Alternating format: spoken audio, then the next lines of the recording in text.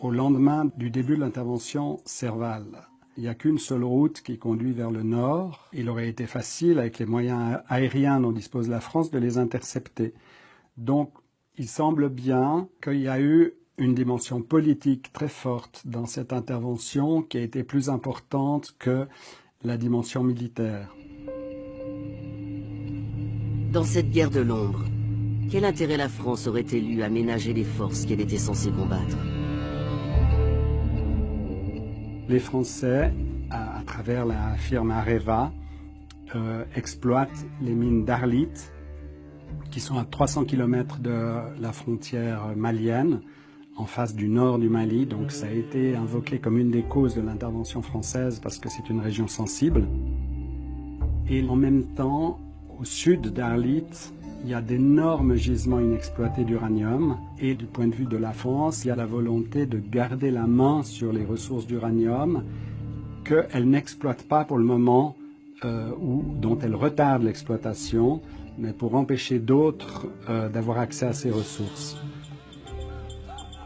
Les Français étaient favorables et travaillaient à une certaine autonomisation du Nord Mali, Touareg, par rapport à Bamako.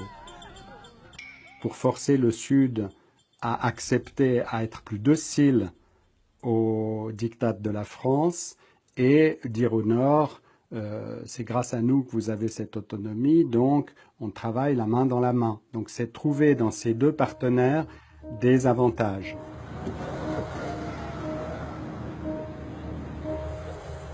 Dans cette partie d'échecs, la France n'est pas seule. Et c'est bien loin du Sahara que se décide le futur économique de la région.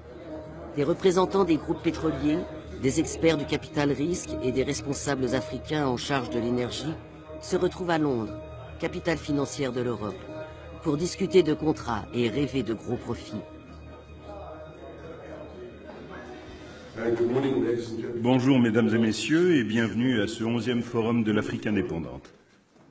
Malgré le chaos, les guerres et les révolutions, l'intérêt des Occidentaux reste considérable pour ce qui pourrait être la plus grande réserve non exploitée de pétrole sur le continent.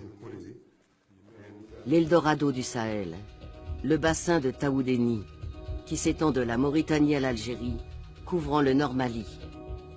Il existe des gisements en quantité non négligeable.